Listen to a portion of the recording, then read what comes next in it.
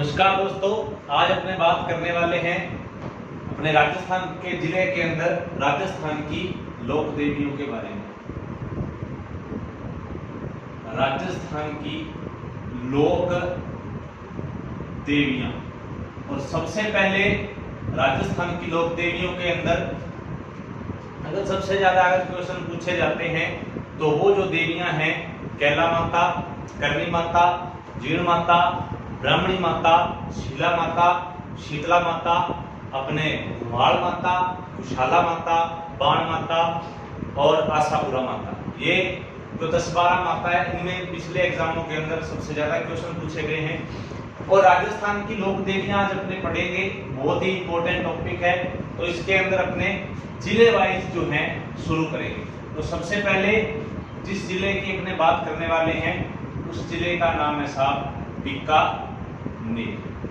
और बीकानेर की लोक देवी राजस्थान ही नहीं पूरे भारत के अंदर ही प्रसिद्ध मानी जाती है, क्योंकि वो चूहों के लिए प्रसिद्ध है। और उस देवी का जो नाम है वो है साहब करनी माता।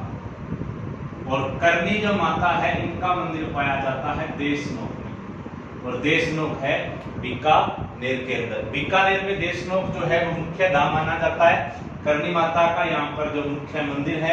और करनी माता जो है वो चारण, जो एक जाति होती है चारण, जो राजपूत होते हैं उनकी कुलदेवी मानी जाती है। और बीकानेर के जो राठौड़ शासक थे उनकी आराध्य देवी जो है वो करनी माता मानी जाती है। अब करनी माता के बारे में उल्लेख मिलता है कि करनी माता का जो जन्म है वो हुआ था सुवाप गांव में, और सुवाप गांव पड़ता है जोधपुर के अंदर। सुवाप गांव जोधपुर के अंदर करनी माता का जो है जन्म हुआ था। और करनी माता का जो जन्म है वो एक चारण कुल के अंदर हुआ था, इसलिए चारण जो है अपनी कुल देवी यानी कि वंश की देवी अपनी इसको मानते हैं करनी माता को।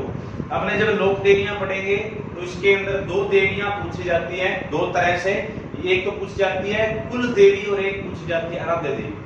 कुल का मतलब होता है वंश, वंश जिस देवी को अपने पीढ़ी दर पीढ़ी पूजते ही आ रहे हैं कट्टर रूप से, तो वो देवी होती है सब अपनी कुल देवी। मान लो करनी माता है, करनी माता का जन्म एक चारण कुल में हुआ है, तो चारणों में करनी माता क्या हुई? कुल देवी। अब चारण क्या हुए और किसी देवी से प्रभावित हो गए और उस देवी की साथ साथ आराधना करने लग गए। करनी माता तो उनकी कुल देवी है ही है, साथ में और देवी की पूजा करने लग गई, तो वो उनकी क्या हो गई? आराध्य देवी। तो आराध्य देवी को इष्ट देवी बोलते हैं। जैसे बात करते हैं बीकानेर के शासकों की, बीकानेर के राठौड़ों की, तो राठौड़ तो वंश एक ही है, राठौड़ों की कुलदेवी तो एक ही है। राठौड़ों की कुलदेवी कौन सी? नागनेक्षी माता। तो बीकानेर के राठौड़ों की आराध्य देवी कौन सी हो गई? करनी माता। तो करनी माता का जो जन्म है वो सुवाप गांव जोधपुर में हुआ था। और करनी माता के पिता का नाम मिलता है मेहाजी, मेहाजी चारण। तो ये बात मैंने पहले ही क्लियर कर दी कि चारणों के घर जन्म हुआ था, इसलिए जो चारण है अपनी कुलदेवी जिसको मानते हैं करनी माता को। और करनी माता की जो माता है इनका नाम था देवलबाई। करनी माता की माता का नाम था देवलबाई और पिता का नाम था मेहाजी चारण। और करनी माता राजस्थान की एकमात्र ऐसी माता है जिनके बारे में A to Z जितनी भी डिटेल होती है, माता, पिता, गुरु, जन्म कहां पे हुआ, पति कौन था, किस लिए प्रसिद्ध है, मेला कब लगता है, जितना भी जो मतलब वर्णन है करनी माता का वो सारा ही मिलता है। क्यों? क्योंकि राजस्थान का 80% इतिहास जो है वो चारणों ने लिखा है। और चारण अगर इतिहास लिखेंगे तो अपने बारे में सब कुछ लिखेंगे। अब इसमें कितना झूठ है कितना सच है ये कोई नहीं जानता, क्योंकि चारण जो है राजस्थान का 80% इतिहास लिखते हैं। माता का नाम था देवलबाई। और करनी माता के बचपन का नाम, करनी माता के बचपन का जो नाम मिलता है वो था साहब रिद्धि बाई। रिद्धि बाई भी मिलता है, रिद्धू बाई भी मिलता है, तो बात एक ही है। और करनी माता जो है, करनी माता की भी एक कुल देवी थी, तो याद रखना करनी माता की कुल देवी कौन सी थी? हिंगलाज माता। करनी माता की कुल देवी हिंगलाज माता है, जिनका मंदिर पड़ता है जैसलमेर के अंदर, जगह है लोद्रवा। और वैसे हिंगलाज माता की जो प्राचीन शक्तिपीठ है वो बलूचिस्तान में है, और बलूचिस्तान वर्तमान में पाकिस्तान में है। करनी माता की कुलदेवी हिंगलाज माता थी। करनी माता के बचपन का नाम रिद्धिबाई था। और कहते हैं कि करनी माता की एक बहन भी थी, और इस बहन का नाम था राजकुमारी। करणी माता की बहन का नाम था राजकुमारी, और कहते हैं कि इस राजकुमारी का विवाह एक व्यक्ति से हुआ था जिसका नाम था देवपाल जी बिट्टू। अब देखिए जो बात मिलती है, कहते हैं कि असल में करणी माता के पति का नाम देवपाल जी बिट्टू था, लेकिन करणी माता ने अपना वैवाहिक जीवन ज्यादा दिन नहीं चलाया, केवल एक ही दिन चलाया, और करणी माता को वैवाहिक जीवन नहीं भोगा, और करणी माता ने क्या किया, अपनी ही बहन का विवाह अपने पति से कर दिया। यानी कि जो पहले बहन थी वो अब, यानी कि जो पहले उसका पति था वो बहनोई हो गया। अब देखिए करणी माता के बारे में क्या उल्लेख मिलता है कि करणी माता की जो बहन थी राजकुमारी, इसने एक पुत्र को जन्म दिया था, और इस पुत्र का नाम था लखन। और कहते हैं कि लखन एक बार कोलायत झील पर गया हुआ था, यानी कि अपनी माता के साथ, राजकुमारी के साथ, और कहते हैं कि लखन की उस कोलायत झील के अंदर डूबने से क्या हो गई, मौत हो गई। लखन की कोलायत झील में डूबने से क्या हो गई, मौत हो गई।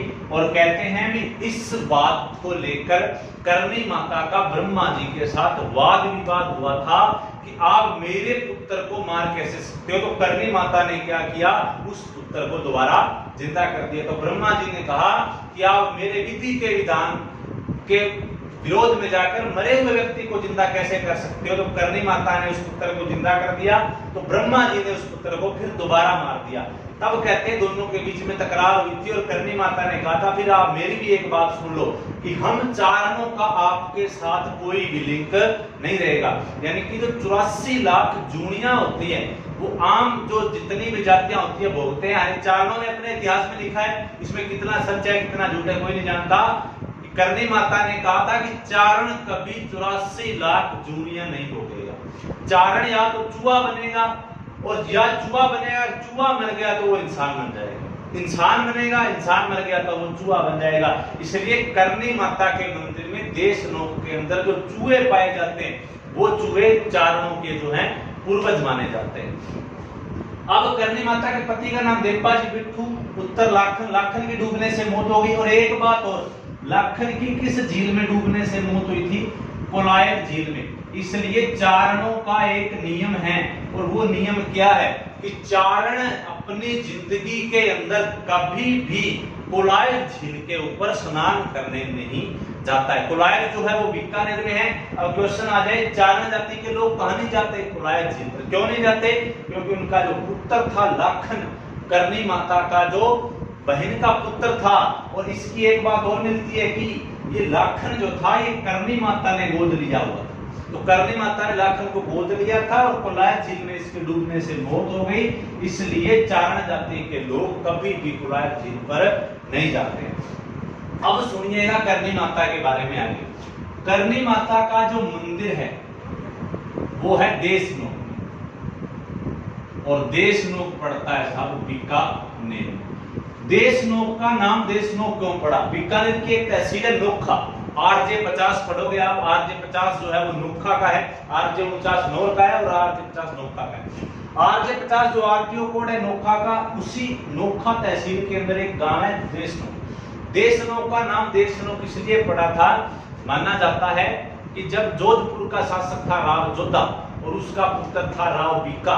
बीका अपने पिता से अलग होकर आया था जब उसके संकट के दिन थे, तब उसने अपने संकट के दिन जो है वो देश की नाक इस जगह पर बिताए थे। यानी कि देश की नाक थी, तो इसलिए इसका नाम पड़ गया देशनोक। और देशनोक में करणी माता के मंदिर का निर्माण फिर कौन करवाता है, राव बीका। राव बीका ने करणी माता के मंदिर का निर्माण करवाया था। कहां पे, देशनोक में। देशनोक कहां पे है, बीकानेर में। और इस करणी माता के मंदिर के बारे में उल्लेख मिलता है कि करणी माता के मंदिर का जो मुख्य प्रवेश द्वार है, ये जो दरवाजा, ये जो इसको हमने बोलते हैं पिलर जो हैं, ये संगमरमर से निर्मित हैं। और इस संगमरमर से निर्मित प्रवेश द्वार का जो निर्माण है वो एक सेठ ने करवाया था, और इस सेठ का नाम था चांदमल ढड्डा। बीकानेर का सेठ चांदमल ढड्डा करणी माता के जो मुख्य प्रवेश द्वार का निर्माण करवाता है। और इस प्रवेश द्वार के लिए स्वर्ण कपाट, सोने के दरवाजे दिए थे अलवर के शासक बख्तावर सिंह। अलवर का शासक बख्तावर सिंह इस करनी माता के मंदिर के लिए देता है सोने के दरवाजे। और बाद में बीकानेर का शासक क्या नाम था, गंगा सिंह। गंगा सिंह ने क्या किया, सोने के दरवाजे तो उतार लिए और चांदी के लगा दिए। तो क्वेश्चन आ सकता है कि चांदी के किवाड़ करनी माता के मंदिर के लिए किसने दिए थे, बीकानेर महाराजा गंगा सिंह ने। और करनी माता के मंदिर को जो वर्तमान स्वरूप है वो किसने दिया था, तो यहाँ पर वर्तमान स्वरूप के अंदर भी कौन आएगा, बीकानेर महाराजा गंगा सिंह। बीकानेर महाराजा गंगा सिंह ने वर्तमान स्वरूप दिया था करनी माता के मंदिर को। हालांकि करनी माता के मंदिर को वर्तमान स्वरूप देने का श्रेय बीकानेर के कई शासकों को दिया जाता है। पहला शासक आएगा अनूप सिंह का पुत्र करण सिंह, फिर वर्तमान स्वरूप देता है सूरत सिंह, और जो आज अपने को देखने को मिलता है वो स्वरूप दिया था बीकानेर महाराजा गंगा सिंह ने, जिसने बसाया था गंगा नगर। अब देखिए करनी माता के मंदिर में जो चूहे पाए जाते हैं, सफेद चूहे भी पाए जाते हैं जो आजकल बहुत ही कम देखने को मिलते हैं, और वैसे चूहे सबसे ज्यादा करनी माता के मंदिर में पाए जाते हैं। करनी माता के मंदिर के अंदर की विशेषता है कि करनी माता का वरदान है, वैसे तो चूहों से रोग फैलता है प्लेग, लेकिन करनी माता ने वरदान दिया हुआ है कि हमारे यहाँ पर देशों के अंदर कभी प्लेग नहीं फैलेगा। तो वहां पर बहुत सारे चूहे हैं तो कभी प्लेग नहीं फैलता। और करनी माता के मंदिर में जो चूहे पाए जाते हैं या सफेद चूहे पाए जाते हैं उनको काबा कहा जाता है। करनी माता के मंदिर में जो चूहे पाए जाते हैं उनको काबा कहा जाता है। और वैसे मक्का मदीना की जो अपने मोहम्मद पैगंबर साहब की जो अपने मस्जिद है उसको भी काबा ही कहा जाता है। और करनी माता का जो मंदिर है, इस मंदिर को मंदिर नहीं कहा जाता, करनी माता के मंदिर को मठ कहा जाता है। और करनी माता के मंदिर में दो बड़े बड़े कड़ाहे पाए जाते हैं, दो बड़े बड़े कड़ाहे पाए जाते हैं जिनको सावण भादो कहा जाता है। करनी माता के मंदिर में दो बड़े बड़े कड़ाहे पाए जाते हैं जिनको क्या कहा जाता है, सावण भादो। सावण भादो नाम से राजस्थान में कई चीजें फेमस है। सावण भादो झरना जोधपुर में है, पार्क जयपुर में है, नहर बांध परियोजना कोटा में है, छतरियां छतरपुर नागौर में है, महल भरतपुर में है, और अपने मूर्ति और जो झील है वो दुर्ग सिरोही के अंदर है। ये करनी माता की बातें।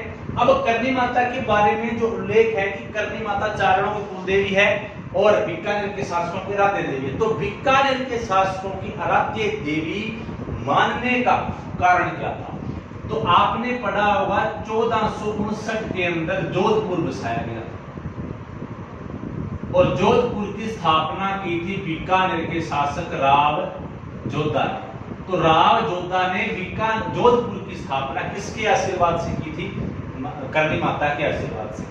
और फिर आपने ये भी पढ़ा हुआ कि 1465 में बीकानेर साम्राज्य की स्थापना की थी राव जोधा के ही पुत्र राव बीकानेर, और 1488 में बसाया गया था बीकानेर शहर।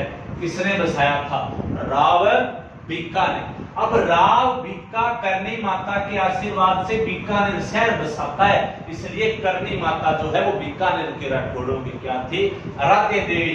जोधपुर के शासकों की आराध्य देवी तो पहले ही थी, कौन सी, चामुंडा माता, और कुलदेवी कौन सी थी, नागणेशी माता।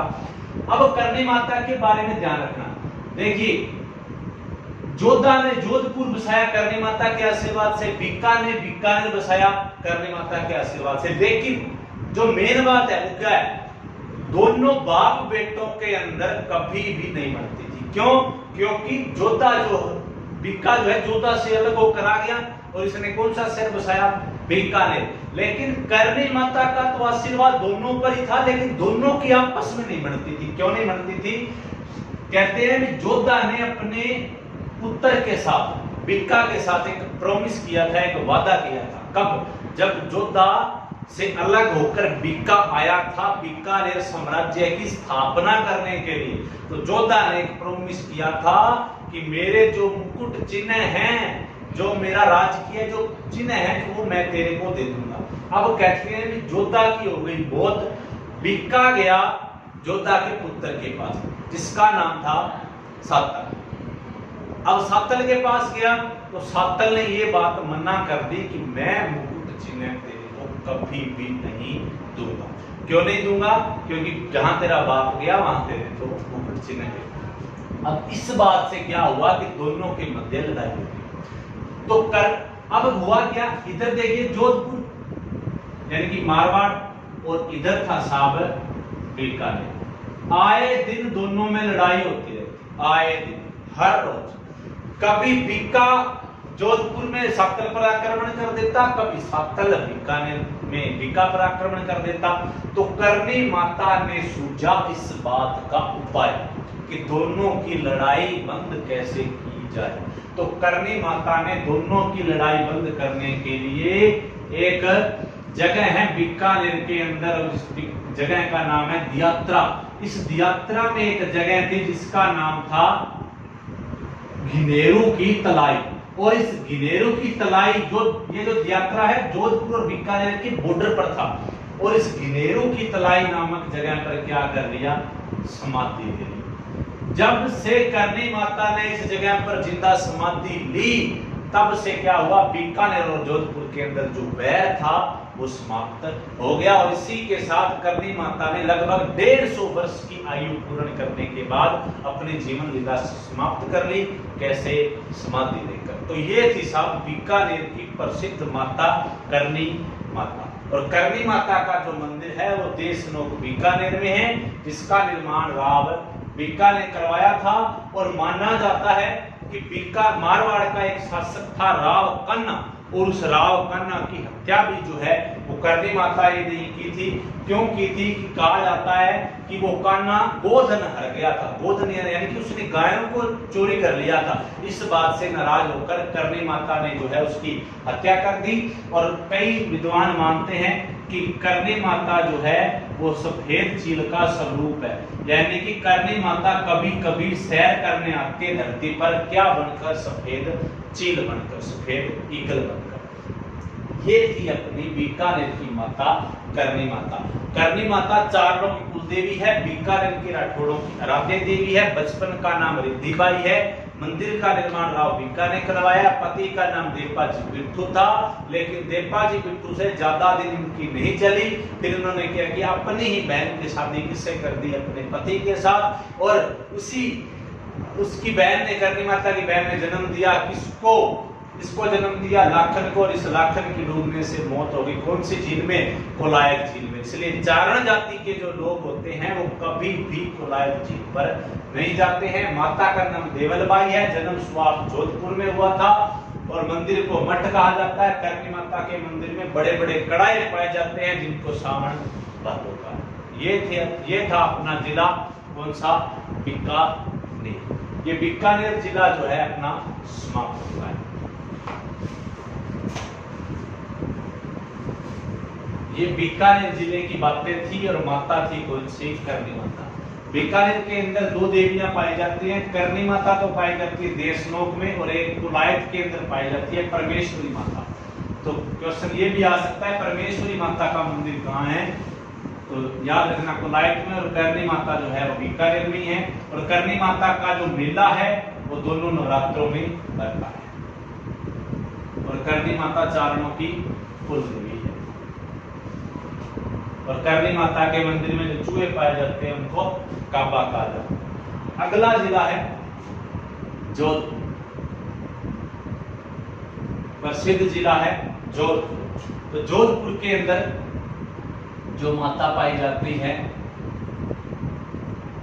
सर्वप्रथम नागणेची माता। अब नागणेची जो माता है इनका मंदिर है मेहरानगढ़। और मेहरानगढ़ जो है जोधपुर में, जिला जोधपुर है, जगह मेहरानगढ़ है। नागणेची माता के मंदिर का निर्माण करवाता है राव जोधा। राव जोधा ने मेहरानगढ़ दुर्ग बनवाया था।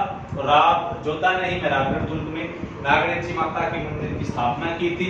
हालांकि नागणेची माता का जो मूल मंदिर है राजस्थान के अंदर पचबद्रा तहसील बाड़मेर के गांव छोटे से गांव नगाना में स्थापित हुआ था, जहां से राव जोधा मूर्ति ले आया मेहरानगढ़ में। और राजस्थान की एकमात्र ऐसी देवी है जिसकी मूर्ति लकड़ी से निर्मित है।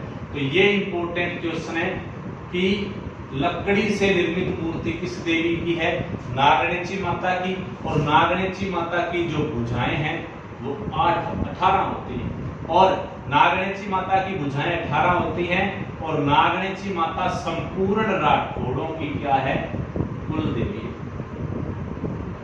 नागणेची माता संपूर्ण राठौड़ों की क्या है? कुल देवी है। और नागणेची माता का राजस्थान में पहला मंदिर कहां पे बना था? नगाना गांव, पचपदरा तहसील बाड़मेर में। नगाना गांव के नाम से इसका नाम नागणेची माता हो गया। और वैसे इस माता का जो मूल नाम है वो चक्रेश्वरी माना जाता है। दक्षिण भारत में इस माता को चक्रेश्वरी के नाम से पूजा जाता है। संपूर्ण राठौड़ों की कुल देवी है। अगली माता है चामुंडा माता। चामुंडा माता भी कहां पे है? मेहरानगढ़ में। चामुंडा माता के मंदिर का निर्माण भी कौन करवाएगा? राव जोधा। चामुंडा माता के मंदिर का निर्माण भी कौन करवाता है? राव जोधा। अब चामुंडा माता जो है गुर्जर प्रतिहार एक वंश हुआ था राजस्थान के अंदर, बहुत ही इंपॉर्टेंट लगता है हिस्ट्री के अंदर। गुर्जर प्रतिहार वंश की तो क्या है? कुल देवी। और चामुंडा माता मारवाड़ के राठौड़ों की आराध्य देवी है। राठौड़ों की कुल देवी एक ही आएगी, जबकि राठौड़ों की आराध्य देवी अलग अलग हो जाएगी। मारवाड़ के राठौड़ों की आराध्य देवी कुल देवी नागणेची माता है। बीकानेर के राठौड़ों की आराध्य देवी करनी माता है। और मारवाड़ के राठौड़ों की या जोधपुर के राठौड़ों की आराध्य देवी चामुंडा माता है। अब चामुंडा माता की बात सुन लेना दो ध्यान से। चामुंडा माता की पहली बात यह है कि 1857 के अंदर इस माता के मंदिर में क्या गिर गई? बिजली। और बिजली गिरने से क्या हुआ? मंदिर हो गया क्षतिग्रस्त। बिजली गिरने से मंदिर क्या हो गया? क्षतिग्रस्त। तत्कालीन शासक इसका करवाता है पुनर्निर्माण, और तत्कालीन शासक का नाम था तख्त सिंह। क्वेश्चन ऐसे भी आ जाए, 1857 की क्रांति के अंदर मारवाड़ का शासक वो भी तख्त सिंह, और 1857 की क्रांति में चामुंडा माता के मंदिर का पुनर्निर्माण किसने कराया था? तख्त सिंह। या क्वेश्चन ऐसे भी आ जाए, राज्य की कौन सी एक ऐसी देवी है जिसका मंदिर बिजली गिरने के कारण चर्चा में रहा था, ध्वस्त हुआ था? तो याद रखना चामुंडा माता। 2008 के अंदर 30 सितंबर 2008 के अंदर एक फिल्म आई थी सलमान खान की वीर, और उस वीर फिल्म की यहाँ पर शूटिंग चल रही थी। और उस शूटिंग के अंदर क्या हुआ कि भगदड़ मच गई, और भगदड़ मचने से क्या हुआ? 216 लोगों की मौत हो गई। 216 लोगों की मौत हो गई। 2008 में सलमान खान की फिल्म आई थी वीर, और वहां पर कोई अफवाह फैली थी, और अफवाह के कारण 216 लोगों की शूटिंग तो हाथों-हाथी हो गई। 216 लोग इस भगदड़ में मारे गए थे, और इस भगदड़ की जांच कर रही है एक समिति, और इस समिति का नाम है जस्टिस जसराज चोपड़ा समिति, या जस्टिस जसराज चोपड़ा आयोग, जस्टिस जसराज चोपड़ा कमीशन। अब है अगली जो माता है इसका नाम है आई माता। नागणेची माता मेहरानगढ़ में, चामुंडा माता मेहरानगढ़ में। चामुंडा माता गुर्जर प्रतिहार की कुल देवी, नागणेची माता राठौड़ों की कुल देवी। और आई माता है जोधपुर में जिस जगह पर, उस जगह का नाम है बिंदाड़ा। और आई माता जो है राजपूतों से निकली हुई एक जाति जो कृषि के लिए प्रसिद्ध है, सिरवी। इस सिरवी जाति की कुल देवी है कौन सी माता?